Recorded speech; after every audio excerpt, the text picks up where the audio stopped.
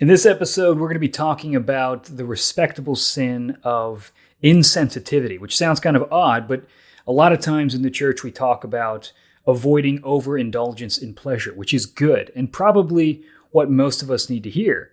But what happens when we under-indulge, when we refuse to enjoy the gifts of God the way He intended? So we're not just talking about bare emotions, but rather a joyful disposition that Christians should have. Christianity, in short, is not for curmudgeons. Enjoy this episode.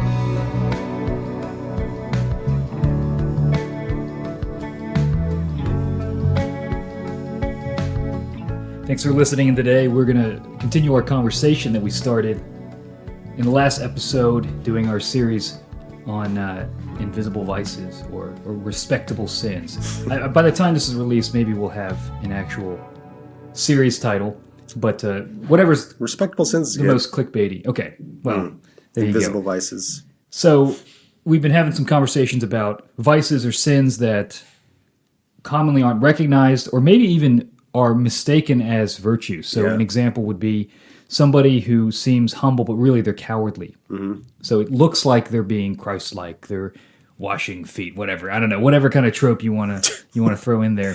And in reality, they're cowardly. They're actually self-focused. They have intense fear of man, all that kind of stuff. We also talked about the vice of curiosity, which was a fun one. We often think about being curious as a great thing. We want all kids to be curious about everything, and that's not necessarily good. In fact, in our technology age, it might actually be really bad. I think the results are bearing that out. So again, that's the tenor of our discussion. And today we're going to talk a little bit about Sensibility. Insensibility. Very it's when interesting. you have tons of incense in your blood. Yeah, exactly. You have like a transfusion of... It's like, we're losing him. Give me this. Go to an Orthodox church. Give me some incense. Dang. Shots fired. Send it into him. This is why we should all stay non-denom to avoid our insensibility. You're right. Yeah, exactly. Okay, well, regardless of whatever you were just talking about, I think it's helpful to review what we were talking about regarding how we think about vice and virtue. So one thing you had talked about is you take courage, for example. Courage is the virtue. And to either side of it, you have extremes. You have cowardliness, being a coward, and you have rashness. Mm-hmm. And you obviously want to be in the middle. If your predisposition is toward cowardice, you actually want to overcorrect and be what you consider to be rash, because your natural inclinations will pull you back from actually being rash. Right. You'll overshoot. You'll think you're overshooting it, and you'll actually you'll end up right at closer the to middle, the or virtue. closer to the middle. Yeah. And the opposite would be the same. But here's another wrinkle. It's actually better, if you're going to choose between the two vices, the vice of rashness is closer to courage than the vice of cowardice. So if you're going to pick between the two, which you don't want to do, you want to actually aim for virtue. But if you had to pick, you'd actually pick rashness. So here we have another vice. We have insensitivity. What is the virtue in the middle? And then what are we looking at on the other end? Well, the object that we're looking to regulate or enjoy is pleasure. So the virtues and the vices that we're talking about are ones that relate to pleasure. And you can use pleasure well. You can use pleasure poorly. And so when you use pleasure poorly, we think of that as it's vicious behavior. And the most obvious way that we think about a misuse of pleasure is the person who's a hedonist and who's just pursuing pleasure, pursuing things that feel good and trying to live out their heart's content. And that's like the addicted person, the person who's just given over to the lust of the flesh or the lust of the eyes.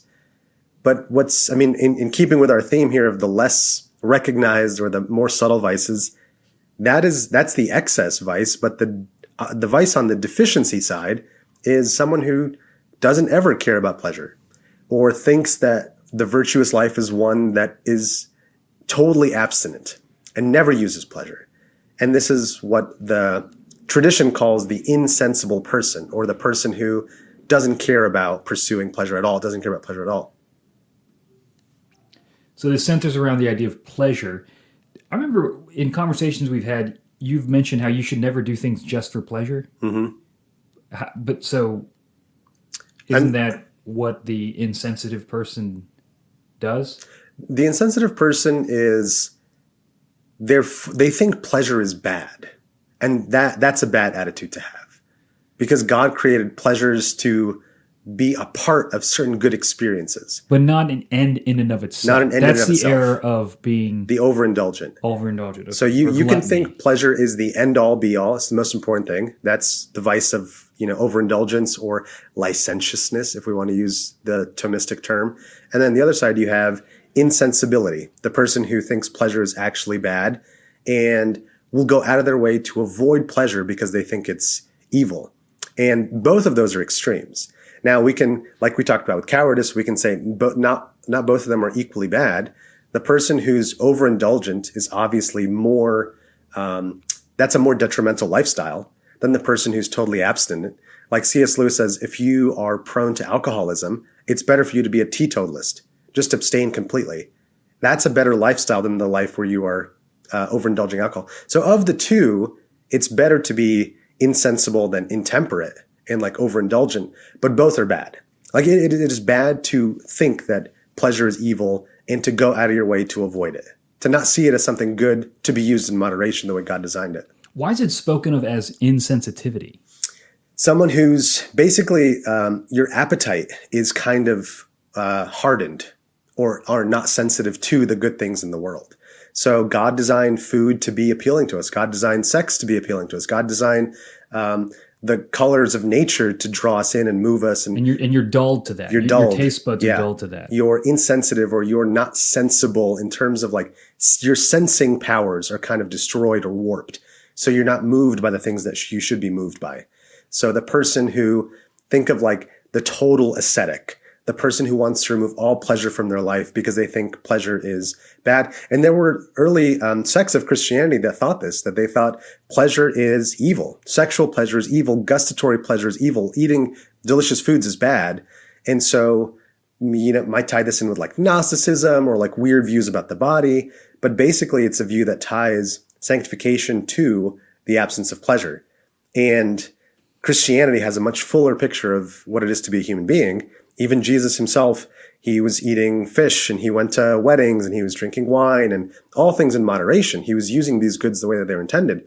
But the person who thinks they're evil, there's a kind of deficiency there. So they're sort of a killjoy. They are, yeah. They're exactly a killjoy. They're going to stick up their butt, however you want to describe it. Okay. You could. Yeah. That's what the church fathers called it. The stick up the butt. The vice of the stick up the butt. Yeah. Well, I wonder who came up with that phrase too. You just did that happen to somebody and they're like, "Oh, this describes another experience I've noticed whenever somebody hates colors." I could totally you ever picture like someone who looks like they're like totally rigid? It's because they've got to stick up their butt. Yeah. Like that's what I picture. Well, anyway. I guess it works. But okay, when you think about somebody being really rigid, because how do you differentiate between discipline and being rigid? Well, I mean, this is where part of it comes down to wisdom. Part of it comes down to part of it is wisdom. Part of it is like the motives for which you're acting. If you believe that pleasure is all evil, then you're going to miss out on certain goods of life.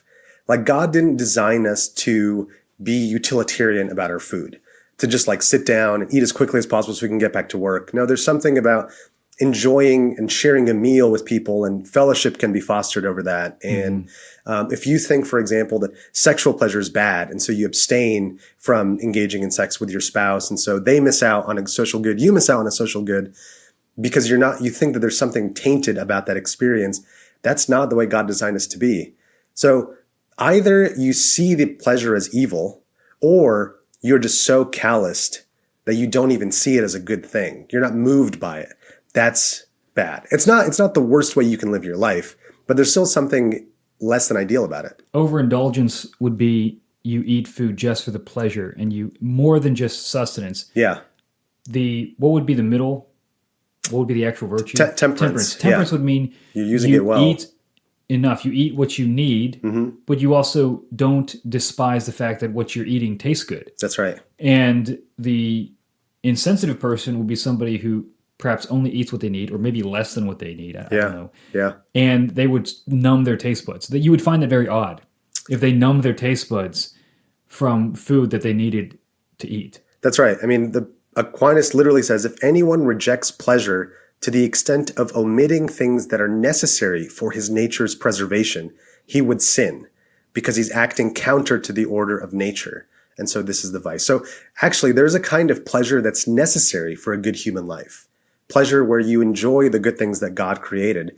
You don't try to strip them of the good feelings. That would be it's going against God's nature. God designed them to appeal to us in a certain way. And when we use them in accordance with his good design, they are meant to be pleasurable for us. And God did give us certain appetites that, when wielded temperately, moderately, towards the right ends, for the right reasons, not in a way that's extorting other people, not in a way that's overindulgent or overusing. Yeah, that's good. Those are all good things. So, and this is interesting. Aquinas says that intemperance is worse than cowardice, because intemperance is more under the control of your will. Cowardice is one of those things where sometimes what you're afraid of, you can't control. But intemperance is about, well, you decide by your will to pursue pleasure. And so it's a failure of like something that's in your control. And that's why, like, a lot of the church fathers, pleasure is one of those things that it's really easy to get wrong. And so you get why they would calibrate the warnings to don't ever have sex, don't ever eat delicious food, don't ever drink, go live in the desert on the top of a pillar, right, to purge yourself. So those kinds of things can be useful in the interim. They can be useful as a corrective, but they're never going to be the ideal. That should never be the end point. Because when we look at the life of Christ, his life was not an ascetic life, and he was the most full human being who ever lived. So which one is closer to virtue? Insensibility. Okay. Because think about temperance. Temperance is using something that's potentially dangerous, like pleasure, but it's using it in moderation. That's really difficult to do. But it looks more, if you look at two people's lives, the teetotalist and the overindulgent alcoholic, which of those, who would have to work harder to become virtuous? Yeah. It's the alcoholic overindulgent. Right. Like, it takes a lot of effort to curb that desire for pleasure. Whereas the person who's abstinent just has to like work a little bit to be able to enjoy the thing in question. So let's think about an analogy to worship today. So oftentimes there's a critique about evangelical services where it's just emotions-based. People go to church, they want to get an emotional high, an emotional buzz, and so that's what the worship songs are for. Mm-hmm. The sermon is just meant to be some kind of rhetorical flourish at the end where people have this cathartic moment and feel the feels or whatever. Yeah. And so the reaction to that is it's not about your feelings. And there's probably a lot of, maybe in our time, that's what needs to be said. Mm-hmm. But what would it look like for there to be insensitivity? If we know what overindulgence looks like. I have some examples. Well, if we know what overindulgence looks like yeah. when it comes to worship yeah. and liturgy and all these types of things, what does insensitivity look like? I think, and I mean, without like going super specific. Start raising your hands in worship, Paul. The other Get extreme in the spirit. The other extreme would be thinking that any form of beauty or appealing to the senses is dangerous. And there are certain traditions that think about this. Name them right now. Mouth it. We've all got our paradigm example in mind. Paul just mouthed it. And yeah. I was so close to like actually naming a denomination. But we've all got an example in mind. And both are trying to guard against the error of the other. Can I just say, everyone listening, you know a denomination just came into your head. It may not be the same as mine, but you're it's always the denomination that's not yours, but that's slightly more extreme than yours, slightly to the right. Go ahead. You were saying something. Yeah. The denomination that thinks, or the church that thinks that it is bad to be moved by beauty, that somehow what it is to worship the Lord faithfully is to, by sheer force of will, like just think about God and pray without any form of sentimentalism. I think that's an impoverished way of prayer. I mean, sentimental in the good sense. Like God wants us to just like use our. When you ever say in the good sense, meaning however I do it. No. I'm not saying I get it right. Although you're crying all the time in church. Get it together, Paul. I probably could stand to do a little more effective. You're gonna be like, I'm gonna look in the back. You're going to be singing like another chorus of Amazing Grace, and like a single tear will I'm come gonna pull down out from my your eye. flag. Pull out your flag. You know, there are like churches. There's probably yeah. two. Okay, right. Yeah. We're gonna get all But of our I'm just viewers saying, lost, like, a single tear just drops from your eye. and then I like sniff it back in. Yeah. Yeah. Yeah. With that exact sound effect. So you're going to fall more on the insensitive side. I mean, probably. Yeah. Yeah, I think that's probably I'm true. probably that way too. Yeah. So I think We're that guys, there's a healthy kind of cultivating of the affections in worship that I think is, I mean, David danced, and Scripture talks about the Lord delighting and dancing over his people, and that doesn't describe a ascetic, stoic, insensible God. And so proper enjoyment of good things and proper delight in good things is part of how God designed us to be. And so the insensible churchgoer or the insensible church service is one that doesn't make the good thing beautiful and doesn't rely on beauty to move the heart to the good thing. And of course, there are ways to err. There are millions of ways to get things wrong. There's only one way to get things right. So, I mean, that's something to keep in mind. There's always, and we talked last episode about this constant recalibration. Like it's dialectical. You try one thing, you're like, oh, I think that was too sentimental. We didn't do that right.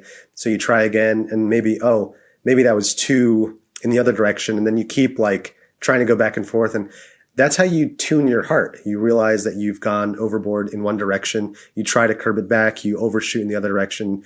Sanctification is about constantly overshooting a little bit, but the distances with which you're overshooting keep getting smaller and smaller and smaller as you get sanctified. And then you get closer to the virtue at some point. And there's components, it sounds like you're sketching out components to this, where there's your affections, and then there's the object of those affections. So you could be, a lot of this depends on what you consider beauty. You could be drawn to things that aren't beautiful. Yes. Right, and they could have your affections. Mm-hmm. So there has to be an ordering of your affections to the things that are good, and that's maybe not the best way to put it, but it's the way that makes sense to me. Is that it's an acquired taste in many ways. I mean, there are things that are natural beauties, but there are a lot of things that are an acquired taste. You know, and so order, even studying the scriptures, singing. I think people to varying degrees have a more natural inclination to find pleasure in these. But these are actually things that we're supposed to find pleasure in. Right. Not every single moment and not to the same degree. Temperaments play into that. Personalities play into that. But I think you would say, maybe if you go from the negative and you say you never have any affection towards God in worship, if you never have affection in singing, in prayer, well, then that goes beyond, something's defective at that point. Yeah. Right? So that's something to consider, not to overcorrect. Or I guess in this case, if you're saying you've got to overcorrect to get to the actual virtue, if you are insensitive, does that mean that you try to will emotions in a particular moment? Well, I mean, part of it is you have to train yourself, and it takes practice to even be able to take pleasure in certain things. So, I mean, if we back up and think about one way of thinking about virtue and vice, the virtuous person takes pleasure in the good things and is pained by evil. Whereas for most of us, we're the opposite. We are pained by the good thing and we take pleasure in the evil thing. And that's what sin is. It distorts what we take pleasure in. So pleasure perfects good activities. So you can imagine someone who's doing something good, but they're doing it and they don't, it's not appealing. It's not, their appetites aren't in it. Their heart isn't in it. There's something defective about that experience, right? The person who never delights in their spouse, never delights in their kids. There's no pleasure taking in that. Even if they're doing all of their duties, there's something missing and defective about that. And thankfully, there's a principle that holds generally, which is the more you continue to practice an activity, the more your heart will grow fonder into it. It's a matter of investment. Whatever you invest into, you're more likely to get pleasure from it. And it's imperfect, and we live in a fallen world, and we can't expect all of this to be totally rectified until the new creation, but there's something to that. Where your heart is, there your treasure will be also. So what you decide to invest into, your heart's going to follow that and your affections will follow it imperfectly.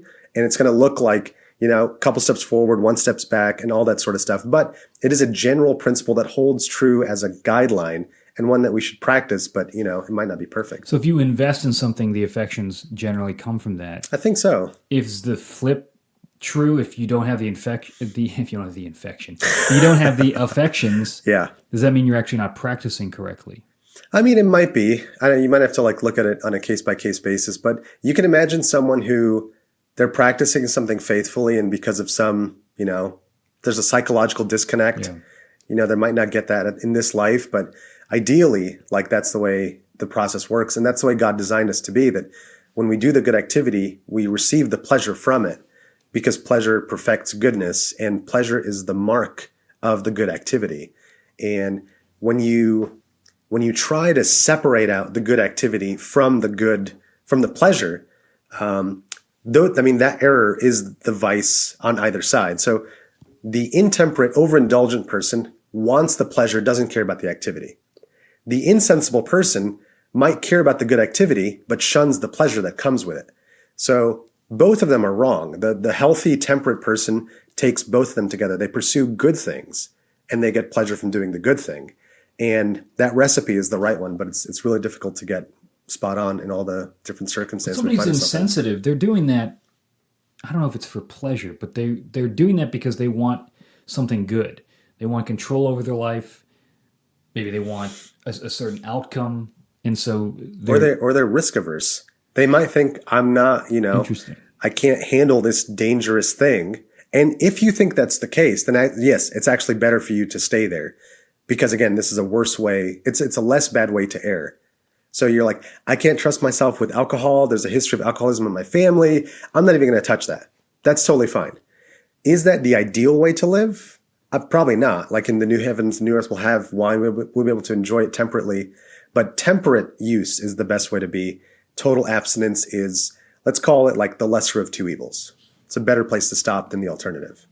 So if self-indulgence is the surpassing of certain limits, we're going beyond what we need, but going beyond what's appropriate just to feed this insatiable lust or gluttony. Yeah. Is there a sense in which insensitivity also transgresses a boundary? In the sense of not maybe transgressing a boundary, but actually drawing tighter lines than God draws. Yeah, yeah. Which would be the spirit of legalism. Yes. Yeah, that's a good point. I hadn't thought of that. It would be constricting things beyond what God has said. And so on the one hand, you could say God gives us these commands as the fences to preserve our joy, to keep us from those things that would impede our joy. Yeah. But the fence has a playground inside of it with kids playing around and a joyful family and all these types of things. And so it's almost like the insensitive person draws the fence so close that there's actually nothing it's encircling, which would also defeat the purpose of a fence. Yeah. And so if you don't enjoy the things, that self-control is actually meant to help you enjoy things in their proper order for their proper ends. Right. And if you don't enjoy a thing that God has designed to be enjoyable, then there's something defective about that. You're actually not experiencing or using the thing as it's intended. Yeah, yeah. You're using it in a more restrictive, impoverished It's almost as sense. if you would say that God adding taste to food is that he was wrong to do that. I don't know if you would say he's wrong, but that there is no glory to that. There's no necessary wisdom to that, it would almost be a denial of beauty. Yeah, yeah, absolutely. And interestingly, I think it's probably tied to cynicism. We talked about the vice of being overly skeptical versus being overly charitable or being naive, I suppose would be the other way. And to be naive is closer to the virtue of, what is it? Charitability? Okay, I don't even know. Yeah. Whatever. Regardless, that's not the point I'm trying to make. I'm just saying that I think cynicism and insensitivity are tied together. It's sort of, you're seeing through everything. I think C.S. Lewis had a great line. C.S. Lewis always has great lines. He says something about, if you see through everything, you end up seeing nothing. Right? And there's an idea of I think there's a devaluing of sentiment as it's not practical. It doesn't achieve anything. It doesn't have an effect in the world. It just seems like ooey gooey feelings. And I think that attitude of skepticism towards beauty is a defective affection. That is something has gone wrong. There's a loss of wonder. Yeah. There's a loss of awe, and probably at least some dosage of pride in that. So I guess what I'm trying to say is there is a moral weight to enjoying the things God has called us to enjoy in the proper way for the proper ends. Yeah. And that there can be a self-righteousness if you're insensitive to think that you're the one doing things correctly. Yeah. And then when you're challenged on lacking affection, you poo-poo it as that's the ooey gooey feeling stuff that the world is messing with, which is true. It is true. But that might not be your problem. Right. And you could do with a little bit more sentimentality. Yeah, that's I guess true. there's between a sentiment and sentimentalism. Yes, right. The ism always ruins everything. Yeah. But a sentiment seems to be a proper affect attached to Right. Proper something. is the key word. Proper. Like it has to be good and appropriate. Yeah. Right. I mean, think about the flip side, though. The monks who were removing themselves from society Think about monks flipping. on their pillars. That's all I thought about when you said the flip side and you said monks. I just meant, Flipping monks, that's like a band or something, or like a bar. Let's start monks flipping. Let's start it. But you can think of the reason why they wanted to remove themselves. There could have been some self-righteousness involved, but you can imagine somebody who had decent motives. You're talking about the monks that the Desert Fathers. Yeah. Okay. The ones who moved into the desert specifically, and they saw the wickedness of the Greco-Roman world. They saw also that, creeping into the encroaching on Christianity of the day. And they thought, this is bad. So for the sake of my soul, I'm going to remove myself. And this is like, you get flee sexual immorality. There's a kind of fleeing, running in the opposite direction. That means you're going to overcorrect or overshoot. But it's better than the alternative. So if you think you are susceptible to certain kinds of sins or overindulgence, it might be better for you to overshoot. And this is where we mentioned the last podcast. Jesus said, if your hand's going to cause you to sin, better to cut it off. So that's one way to interpret insensibility here. It's better for you to lose a little bit of your enjoyment of the world here than to risk your soul. And, being bound to something in this life is going to put your soul in jeopardy. But the abstinence is you're foregoing some goods of human experience. It's going to make your life non-ideal, but it might still be better than the alternative if you think you might have a problem there. But if your removal from the goods and if your removal from pleasure is because you think pleasure is bad, or you take some delight in being, I'm stoic. I've got an ascetic personality and I'm not moved by, my appetites in the way that the rest of these people are. There's a kind that's really bad. You don't want to become that. That's wrapped up with pride. That's wrapped up with looking down on other people. And it fails to recognize, no, God did make these things good and they're supposed to be pleasurable to us. It's just, it can be dangerous in the hands of, a vicious person. And you don't want to be somebody who is pursuing something for a selfish end. I mean, that's ultimately a selfish end. You're not really doing it because you care about righteousness. You're doing it because of a sense of superiority or something like that. But again, you have to know yourself. That's right. I mean, if you're listening to this and you're like, oh, good. Like, I don't have to worry about discipline or temperance or any of these types of things because I don't want to become insensitive. Well, is that the ditch you're in the danger of falling into? Right. Probably not. Most people aren't. We're most on the overindulgent side. Only the elite are going to be insensitive like us. Right? It takes a special kind of someone to commit sin the way that we do. Yes. Yeah. No, but I think it's a good reminder, especially the delight part. And you mentioned a father delighting in his children. You wouldn't just want him to say, well, I pay the bills. I go to work every day. I put food on the table, don't I? And you're kind of like, yeah, I'm glad that you do that, but like the way you're saying that, I don't feel like you actually care about us. Yeah. Right? Or it could be used as an excuse not to show the affection. Right. You can point to these other things. It's the kind of the Pharisaical, we tithe our mint and cumin. That way we, look over there, Jesus, we're doing this. And he goes, well, I'm talking about the love, mercy, and justice. Yeah. Hey, okay, but I'm doing this stuff. Yeah, right? Yeah. There's this kind of self-justifying there. I mean, I don't want to overly psychologize it, but I think there probably is something to asking ourselves whether we, I don't know how to say it. If you're going to go to church, do you bring yourself to it? Mm-hmm. Are you willing to give an appropriate response? Yeah. And I think that's something to ask yourself. Is it an appropriate response to the grace of God to be completely stoic and emotionless? Mm-hmm. Is it a response to refuse to be joyful when you are talking about his works of redemption? Yeah. And that, I don't want to say manufacture, but at least going in and saying, the way that I engage with these truths is important. God actually cares how I respond to these truths. Mm-hmm. Certainly through actual obedience, but also through, maybe I'll backtrack. I think it bears reflecting on what our affections say about our habits, our practices, and what we value. Yeah. Sometimes people they just feel self-conscious about being joyful about God. Yeah. It feels cringy, as the Gen Zers say. And that's the actual thing. Well, there's a fear of man in that. Right. That's cowardice again. There's a cowardice in that. And just to say, I want to wholeheartedly worship God doesn't mean I have to bring streamers. Like, you probably shouldn't. Or do some weird, I don't know, emotion-filled thing. Think about the worst stereotype. We're not talking about that. Don't do that. And probably the people who need to like grow in this are going to be in a million miles of doing something like that. Mm-hmm. But it would be even something like responding with joy to hearing the gospel, responding with joy to singing songs, responding with joy to seeing your brothers and sisters in Christ. Yeah. You know? Yeah. I think that there's something important there that can be missed. So don't be insensitive. It's not just important in an abstract sense, but it's actually good and healthy for us. And you know, there's a kind of weariness of soul, and some writers who write about temperance talk about this.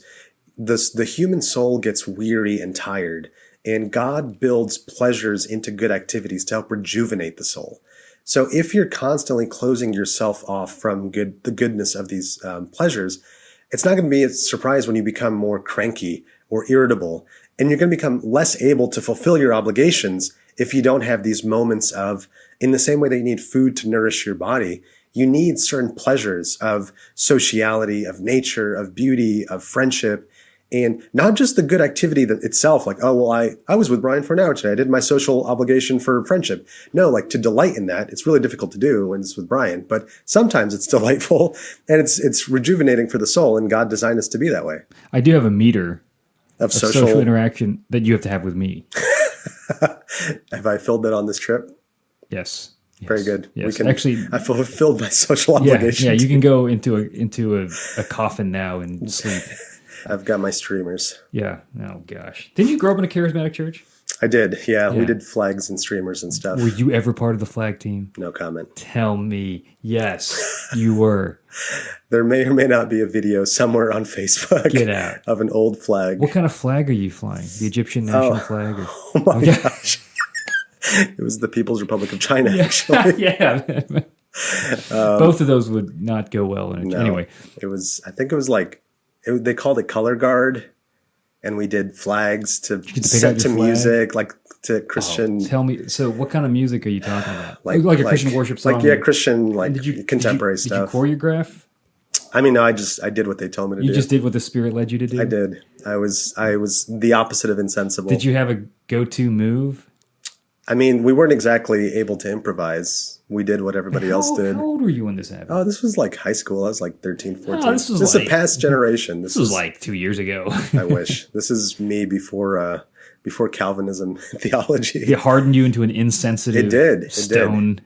And now I'm trying to recover the balance, the temperateness in between those two. Don't look at the video. Did you feel the power of the Spirit in coursing through that flag? I don't know. I feel like whatever way I answer that, I'm going to say something heretical. I was open to the move of God. Well-intentioned, poorly executed. We'll say that. Man, yeah. I got to see this. Maybe. We're not going to post it in the show notes.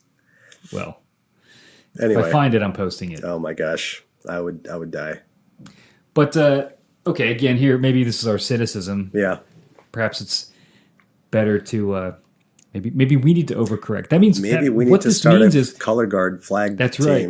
we need to overcorrect our insensitivity by doing the color flag or whatever, color guard. Color guard. Yeah, color guard. Because once we do it, amazing. It won't be self-indulgence. It'll be tempered. It'll be so cringy. Because we'll be overcorrecting. It'll be amazing. You get what I'm saying? Because we're so far. If we overcorrect, yeah, but we're going to be so stiff because we're like so deep entrenched in the insensibility camp. I don't know. What is impossible with man is possible with God. You know, that's convicting. There you go. It's going to make my soul less weary. This is what's going to make the podcast take off. This is good. Yeah.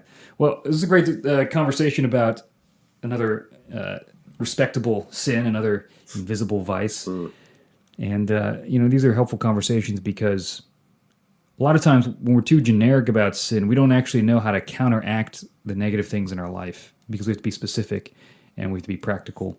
So I don't know if you have any practical thoughts just to finish off with insensitivity. I mean, I guess one thing could be, one, just being aware. Yeah. Is that your bent? Mm-hmm.